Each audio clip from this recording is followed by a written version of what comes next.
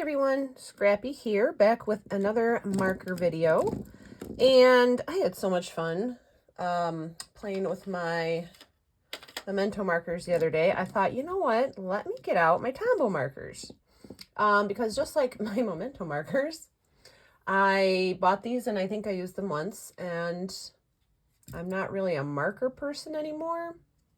I used to be huge into cartooning and comic book drawing and back in the day, and I was huge into markers. But as my art form and artwork and craft has evolved, I really haven't been into them. So this is all I own of Tombow markers, which is fine because really we've got the, again, like my everything I have, I got the basics. We got a reddish, it's a fuchsia. Now they don't go by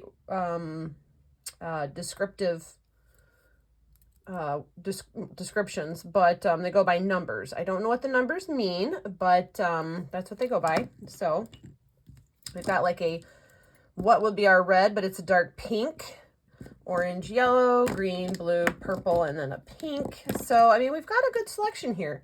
And what I have learned with these is that you can do everything that you can do with dye-based ink with these. Again, and my favorite thing to do with them is to watercolor, because whereas dye-based, I love watercoloring. That's my thing.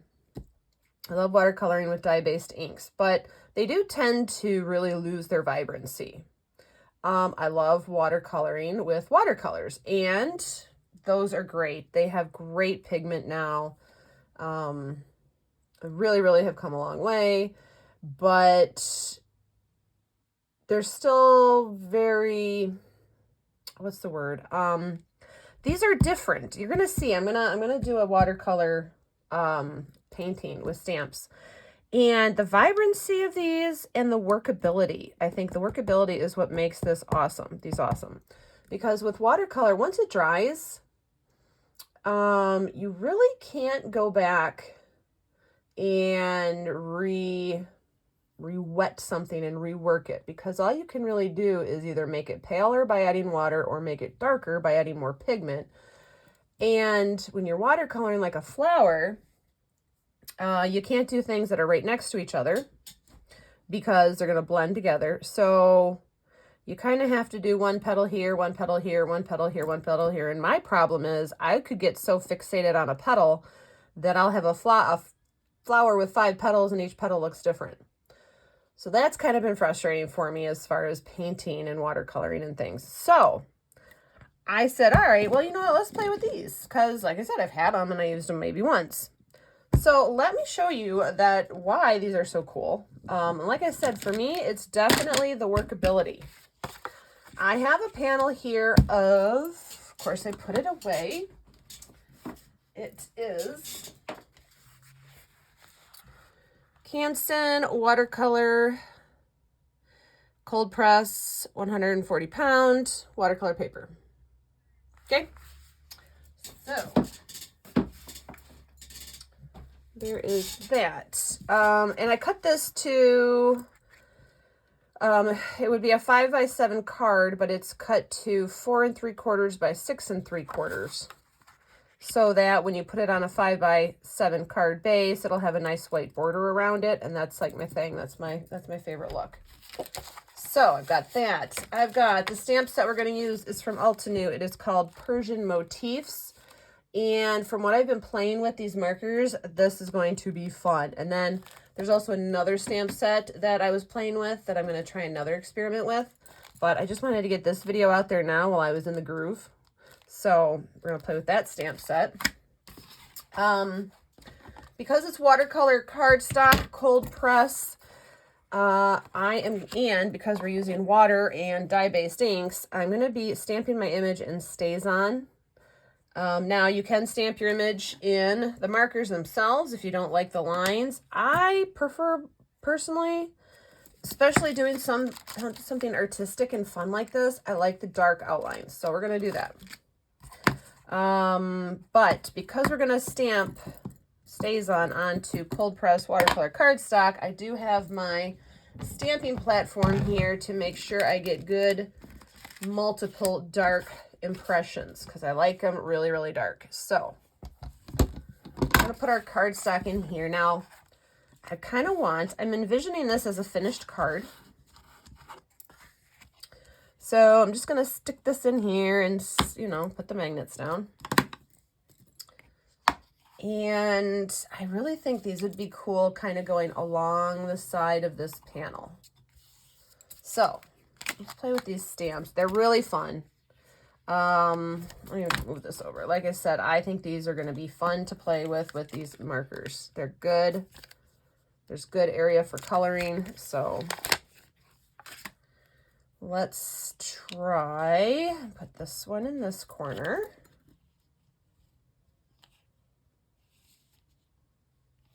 Or down here. Let's see about that one in that corner. Like, do I want to put the whole thing? No, let's put it like that. I do like the images when I stamp, if I'm doing something like this, to hang off because it does take your eye and just continues it across your palette. So here's this one. I'm not sure what that little, oh, that's like a bud. That's freaking me out. So we're not going to do the bud. We're gonna go this way. Not sure about that bud yet. Okay, and then the next one. I'm using the 3 biggest stamps in this set first. Oh, look, that fits like perfect almost. Look at that. Cool.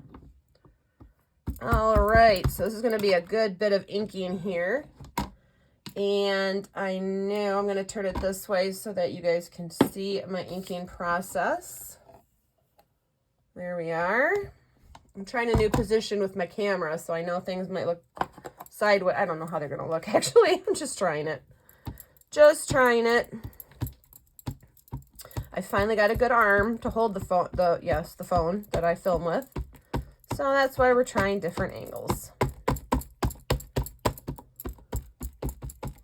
Okay.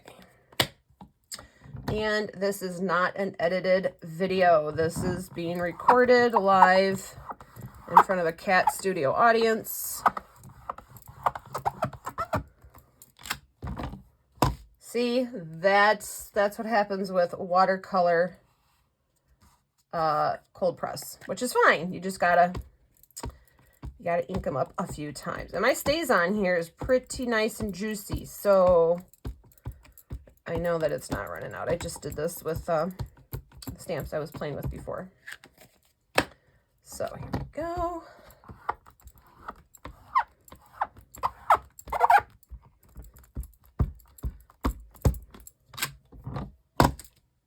All right, so looks like we need thicker ones down here.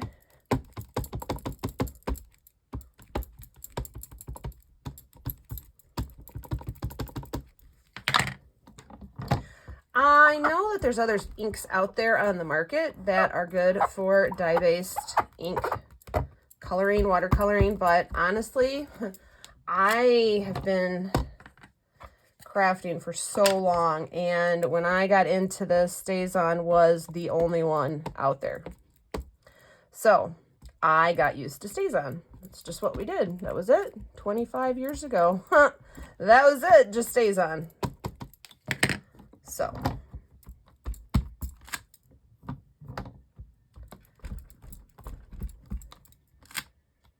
there we go. We're getting there. Maybe I am a little not, maybe I am running out of juice on this ink pad. It shouldn't be this, taking this long. That's okay. That's okay because we'll stamp it again when we're done. Now here's what I do. I'm going to take a Sharpie and I'm going to put a mark on my pad where this panel goes, so that when we're done coloring, I can stick it right back in that same spot. It'll line up with my stamps, and I can stamp a black image over the painting that we do. So take this out. That is sufficient for inking.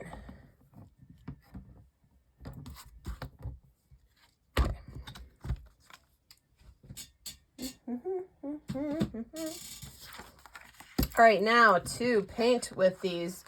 This is a vinyl cutting mat. I got a pack of them at the dollar store. I use them for so many crafty things, but it is perfect shiny surface for as a palette for your markers, because you can apply the marker directly to the watercolor and then drag it out with your brush, or you can smear it onto your palette and use it as if you were actually painting. Now, I was playing with a water brush, and that works just fine. But the artist in me, of course, loves actual brushes. So I do have the Altenew watercolor brush sets. I have the, what are they, the rounds and the whatever other sizes they are.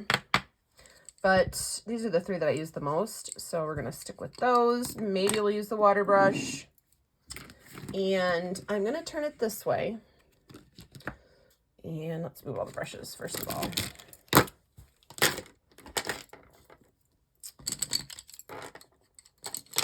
Okay. This way you're going to see all the coloring happening as we go. All right. So first, this is so cool. These are really like so cool. So first I'm going to take my yellow. Why? Why not? And just like you were watercoloring, look where you'd like to put a light color. So the light color for me on this flower is going to be on the tips. Now these are dual-ended, so you've got the brush tip and you got the bullet tip. And these are so cool. These are the best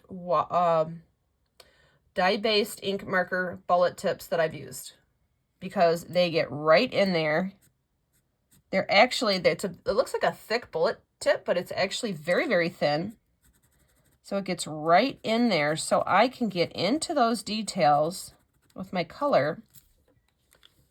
Okay, so I need to zoom in a little more so you can see what we're going to do here. So I got that yellow right into those details there, because I'm going to come in with my very, very tiny brush, get that brush wet, and pull that color straight up. And then stop. And then I'm going to pull it straight up on the other side. And then stop. So we've got a white space right in the middle, right? Now I'm going to come in with just water and just tap it right in there. And that blended those two sides together. So we got a good dark to light transition on the tip of that petal. All right. So that was with the bullet tip. That is amazing to me. That is like, if I had these when I was doing cartooning, oh my gosh, I probably would still be a cartoonist to this day. So again, let's play with the little bullet tip on this one. Now, this petal back here, it is on top, but it's behind this other row of petals. So we're going to draw the yellow up the sides of it. Okay. And we're going to highlight that little indent in the middle there. But we're going to come to our orange. And again, we're going to use the bullet tip for this. And I'm going to put my orange right in the middle there. Okay, now this is what I mean by the workability of these markers. Now, let's go over to this next petal over here. And to get into that little crevice down there, I'm using the bullet points. The light is coming in like this way. So I'm going to keep it light at the top here. But I am going to use the yellow to highlight that indent. So then we're going to come in. Now this time with the orange, I'm going to use the brush tip and just color in the bottom of that. Okay. Oh, but let's just keep coloring. Same thing over on this side. All right, so this is the top of the petal getting the most color. So we'll put the yellow up along and in that indent there. Then we can come in with our brush tip of the orange. And it's more towards the light, so I'm not going to bring it up all the way as much as I did that other one. And then this here, whatever this is, I guess it's just the inside of a petal. So for that one, I am going to use the brush tip of the orange and go along the edges. Then I'm going to do a little bit of the orange here. Now, all you have to do literally is just get your brush wet. All of these colors, I'm going to take my wet brush and apply it to where I have the marker and just pull it out. And then down here where it's dark, just tap it and pull it out. Tap it and pull it out. And I just keep doing that and tapping it and pulling it out until I get a blend that I like. Now, if this was watercolor, right, these would have dried completely and I would have had to work myself hard to get this petal to come out with the same blending as that petal. But because it's marker, all I have to do is just wet it and it looks exactly the same as that other petal. But it works like watercolors. If I pick up this dark paint down here, I can transfer it by tapping up to the top there. And that's what I mean by the workability of this. These are so amazing to me. Now this one I'm going to blend up with water and blend down with water. Because I'm not really sure what that petal does, but that's what it's going to do now. So same thing here. I'm going to... see, I haven't even re-wet my brush. I'm just using what water's on there. And if you like white spots, just leave a white spot or leave a good white spot like that. Get your brush really, really clean and just dab water over the top and let it blend itself like it did right there. Isn't that cool? I think that is so cool. And it's great because that's lighter because it's over on this side. Now, if you wanted to go back like you do with watercolor, you can go back. I like more of a dry, wet brush. I know that sounds silly, but you can go back in and pick up color and remove it. You can do that with paper towel too if you get it wet and soak it up with paper towel. But just by re-wetting the brush, you can pick it up that way as well. So I think that is super cool. So now we're going to shift color gears a little bit, and I'm going to start this time with our dark orange. And remember, see, just if these were watercolors, right, I couldn't be painting next to each other, but I just wet these two, right? Well, I'm just going to come in with my orangish marker and go right next to them, and it's not bleeding at all. So I'm going to color around the edge. I'm going to color up that center thing. And then now I'm going to come in with my bullet tip yellow and put just a little bit of color at the tip. See, I barely put any, right? Because I really want these to be the brightest spot. And now my brush is just damp. It's not even re-wet.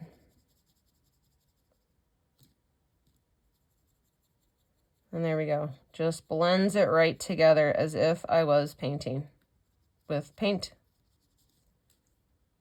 Now, do we have to let that dry? Yeah, but not if we don't want to. We could come in with some pink. Let's take our brush tip of this pink and just flick some color in.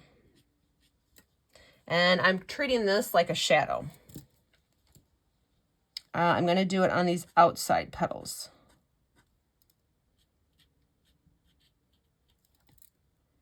Maybe this one. Okay. So I didn't even have to wait for that to, like, I didn't have to come in with my heat gun and dry or anything. I just let it let it do its business drying. And now I'm just going to wet it out.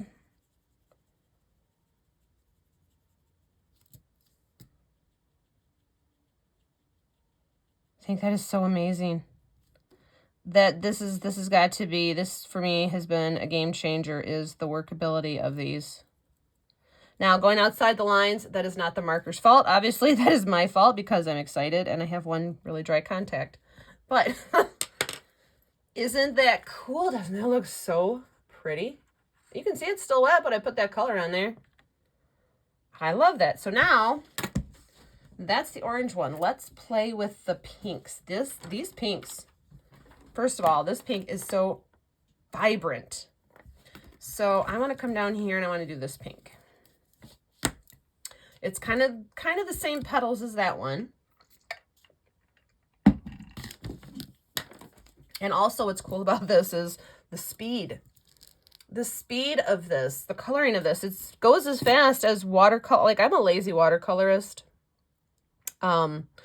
Theatrical painting taught me how to get the most out of your what do they call it, trompe-l'oeil, right? How to fool the eye, how to get the most effect with the least you put on.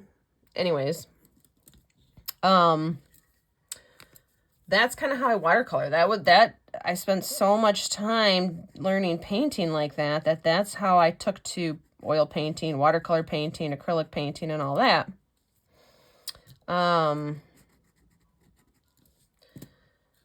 So it's like, okay, I get the maximum amount of look with the least amount of effort.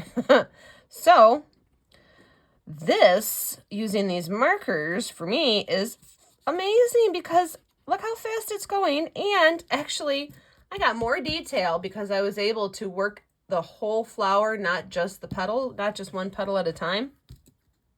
And here I am. I'm putting all the light pink in now where I want it, right? Because I was able to do that, I can do this super fast.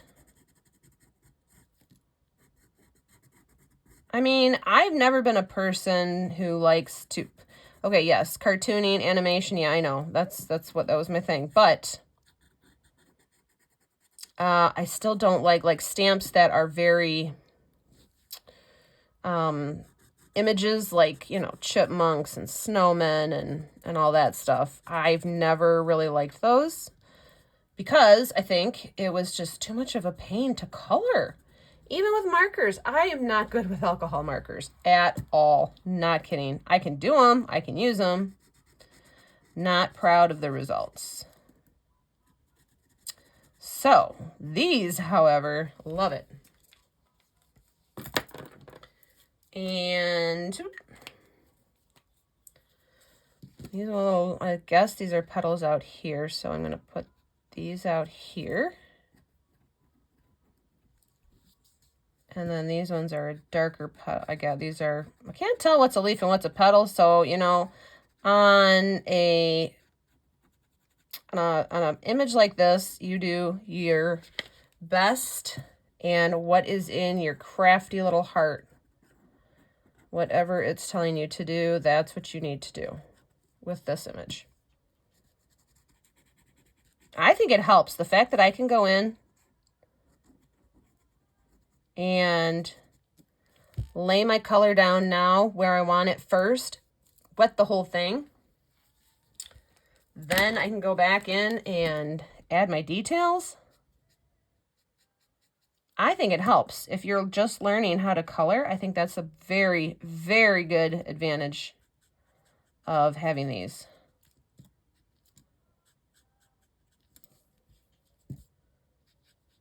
And this is where I'm going to blend the two pinks together. Not sure what these are yet, so those are going to stay, empty for a minute.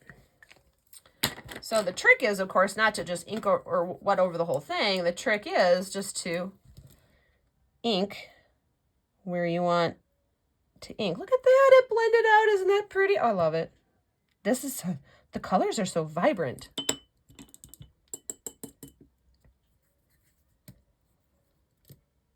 And And this is where I just pull the color up the sides, get rid of that fuzz ball. Pulling the color up the sides, and then I'm going to clean off my brush and just add the water there to bring it together. And yeah, I'm using my fingers to wipe the water off my brush. Why? You know, I'm a hands-on person. When I weed, I don't use gloves. I'm supposed to, but I don't. That one came out great. When I play baseball, I don't wear a glove. That's just because, long story short, they weren't invented at the time. That's another story for another day. But that's my thing. I am a hands-on person, and when I paint, like if I oil paint, as you can see what I've done here, I will use the back of my hand as a palette. It actually works as a very effective palette to see how tones are on a neutral background. So that's just me. That's what I do. You, of course, by all means, use paper towel if you need it. I just like to know that as I'm wiping it on my fingers, I can also shape it. So that's me.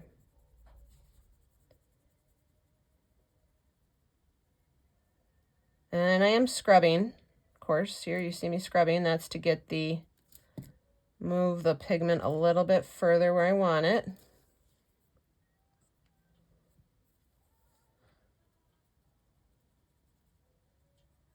And then this one's closer to the light, so that's going to be really pale there. So say I left a white spot there, there. I'll leave one there. All right. So still not sure about those. I'm thinking they're leaves. They might end up not being a leaf. We might end up making those colorful as well. So let's move to the yellow one. I said yellow because it's going to be yellow. And we're going to use little bits of the orange to highlight that with. So first, again, I am coming in with my bullet point here.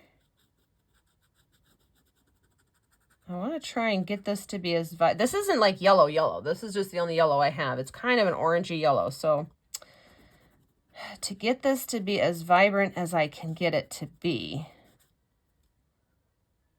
could be a little tricky, but whatever.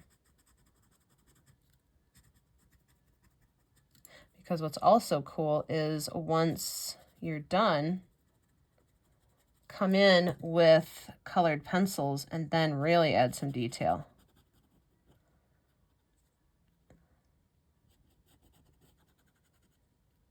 And all I'm doing is following the lines where each petal meets. That's where it's going to be darkest.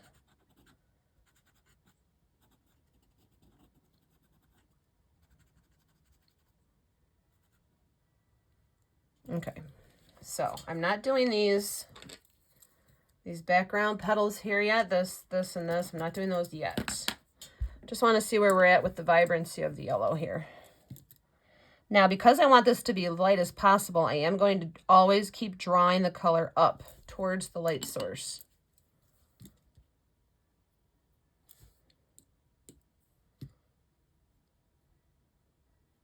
See, very little. You can always add, but you can't take away, right? So I am just very gently. In fact, it's starting to get too thick, so I'm going to water down my brush again. Clean your brush off as you go. If you're trying to keep things really light, clean your brush off as you go because it does get built up with that pigment. All right, have to turn it. I'm a lefty with a paintbrush. I'm a righty with everything else, but a lefty with my artistic stuff.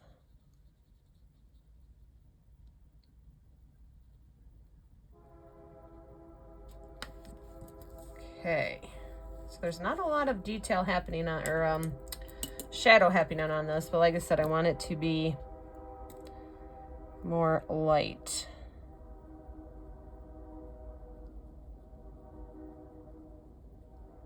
But it's all about pulling the color go towards the light. It's all about pulling the color up towards the light. All right. I'm going to very, very, very, very lightly, I am just dotting that bullet point in there. And that's what I'm going to pull the color out with, because I don't want these to be really dark.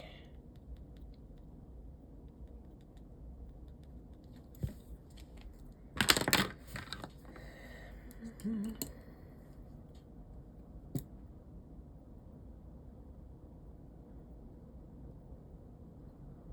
not leaving white spots on these back ones because they're in the back, so they should technically be not directly hitting the light.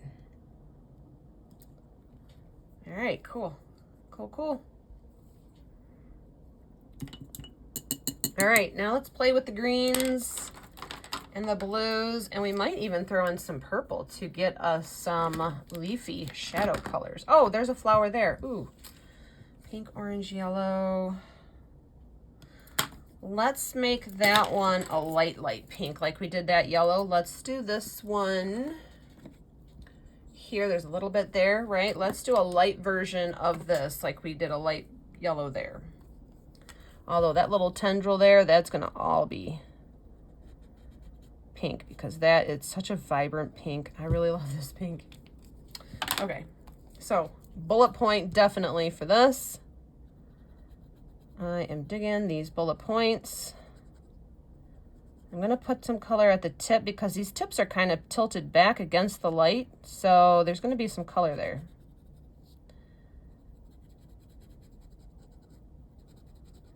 And in fact, for this one, I might not add any more marker detail other than just letting this color blend itself out.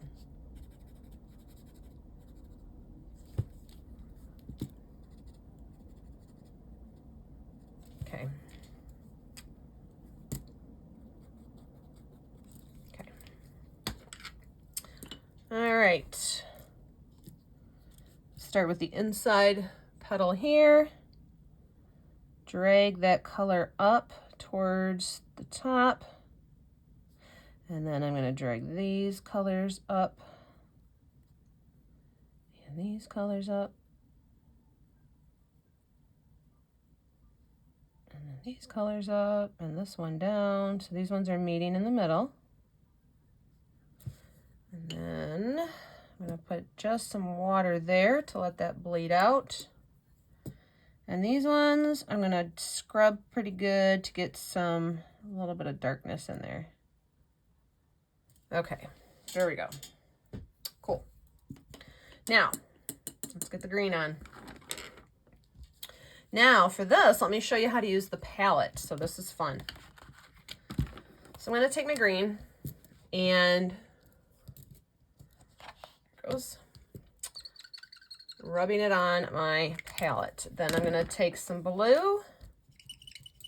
So our flowers are hot, right? Those are at the hot end of the spectrum. And now we're going into the cool colors for leaves. So here's what we're going to do. I'm going to treat these leaves, first of all, like they were actual watercolors. So this may look familiar if you're an ink smusher.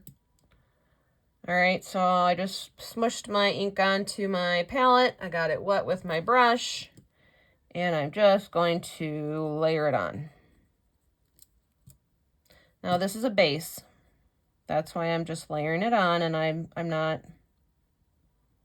I don't want to add super artistic highlights to this like the yellows and I want this to be, I mean, this is a artistic, fun motif stamp, right? So right now I'm all about the colors and not the artisticness of the leaves. I want the artisticness in the petals themselves. Okay, so all I'm doing is laying in this green.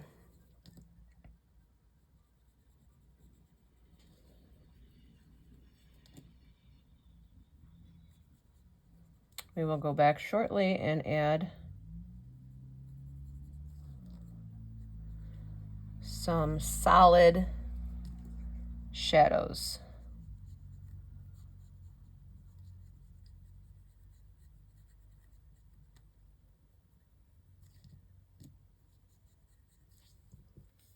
Okay, and then the last one. So I am going to treat these as if they were leaves.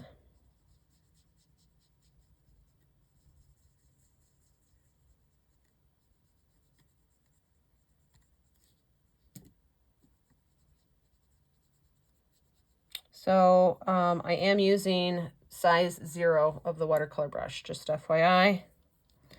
And I wouldn't go any thicker on these stems on this stamp set. I wouldn't even recommend a water brush because it can be a little, even the thin water brushes are going to be a little thicker for this. All right, so that's pretty. Those are cool pale colors. Okay, so now here's where we're going to have some fun with the shadows. So with our green, the cool thing about these markers, I'm going to take the green. Okay, we got the purple. I'm just re-wetting them. I'm going to take the green brush tip and I'm going to run it. Let's see if you can see. I'm going to drag it through the purple. And then, okay, just drag it right through that purple. Now, I'm going to apply that tip with that purple everywhere I need a shadow. And the cool thing about these markers is because it's blended on the tip, I don't have to do any blending on the actual image. And as you keep coloring, that purple that I ran it through fades away and you get back to your green, so you get a nice neutral transition of color. It's amazing. But look, it doesn't here I am writing on myself. It doesn't affect the green of your marker at all. And in fact, I want to take a little bit of the blue. So now I'm going to run my marker through the blue and then transfer that blue. Now you won't really see it yet because I'm just hitting it. So we're blending off the paper and putting that blend right directly onto our artwork. So we don't have to blend on our artwork. Now I'm going to come in and wet it out, and now you can see where that blue came out? You couldn't even really tell it was there. But it was there, and now you see it. So now you can see here where the blue is mixed with the green, but where it mixed with the purple, it still stays darker. It's like, it's the most magical painting.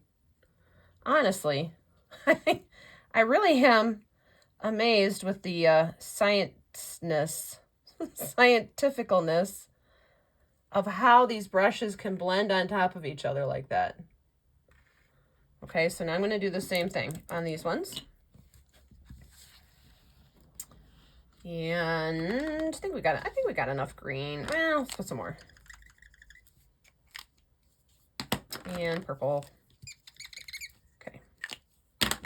So the color that you want to be primarily seen in your blend is the color that you run through the other pigments. So because I want green leaves, I'm going to take my green and run it through the purple. And then don't move your brush. Keep it the same angle that you picked up that ink with. And that's how you're going to lay it in.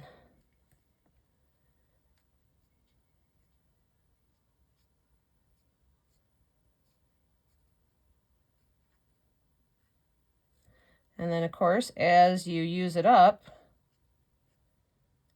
it will start to turn back into the green. So now, wipe off if there's any left on there. And come in and pick up some blue. I think the green over the blue is what's the prettiest. And I mean, like I said, I'm not being super worried about where I'm laying these colors. This little project is all about the petals, not the leaves.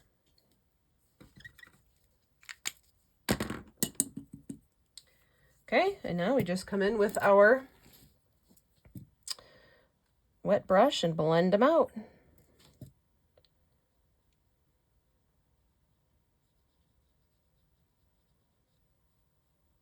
See how it got dark right there? That's where I had the purple. Oh, just the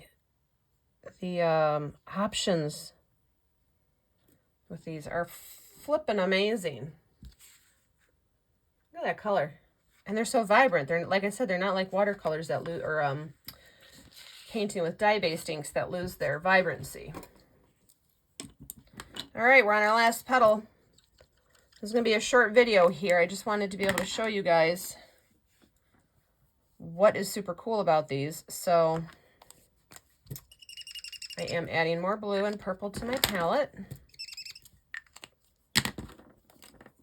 Taking my green, running it through the purple, and this color is going into the darkest areas of the flower.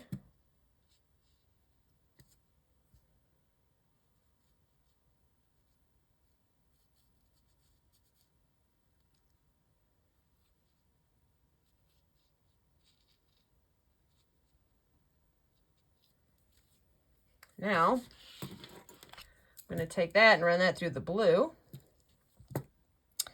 and put that onto. I love adding the blue. The blue to me just makes it look amazing. Look at that right there. Okay, now you can see the blue there. That's cool. And it just stays right on that brush. So you're getting that blue-green without having to think about it. We love it when we don't have to think, right? That's why we do art. And then drag. So I'm doing the same thing I did with the colors. I'm wetting the colors and I'm dragging it down. So I put the water where the color is and I drag it down, or where the color is and drag it up. And that's how I'm blending these out. And again, I am leaving some white areas because that's our highlights. I'm not getting crazy about it because, like I said, it's not all about the leaves this time.